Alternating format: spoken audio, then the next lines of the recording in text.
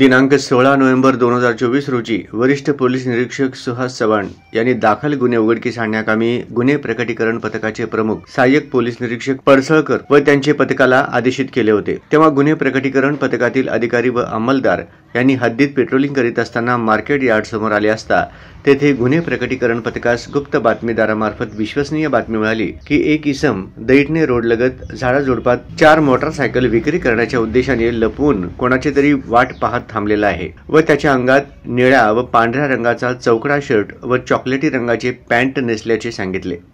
अशी बातमी मिळाल्याने लागलीच सदर ठिकाणी गुन्हे प्रकटीकरण पथकाने तेथे गेले असता बातमीदाराने सांगितलेल्या वर्णनाप्रमाणे एक इसम रोडच्या कडेला उभारून कोणाची तरी वाट पाहत उभा असलेला दिसून आला।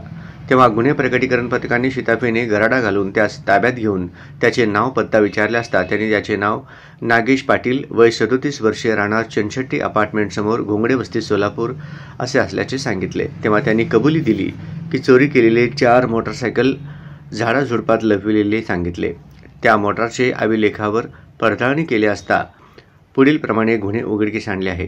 एकूण 4 मोटारसायकल हस्तगत करून 4 गुन्हे उघडकीस आणून एकूण 1 लाख रुपये मुद्देमाल हस्तगत केलेले आहे।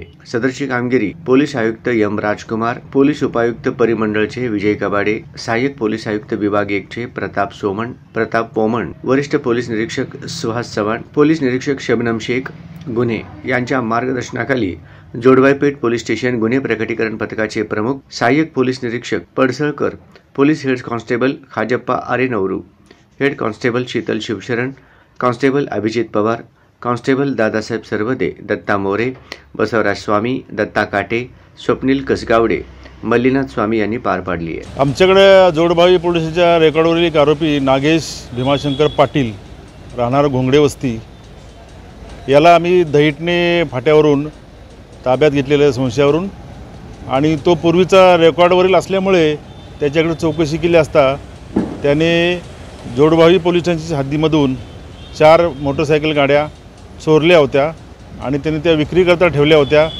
त्या गाड्या आम्ही जप्त केलेल्या आहेत आणि त्याच्याकडं आणखी काही वाहने मिळतात का याबाबत तपास चालू आहे।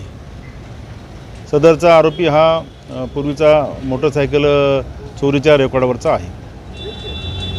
एकूण किती किमतीच्या गाड्या आहेत? एकूण जवळजवळ 2.5 लाख रुपये किमतीच्या गाड्या आहेत या आणि आणखी गाड्या त्याच्याकडून उघडकीस येण्याची शक्यता आहे।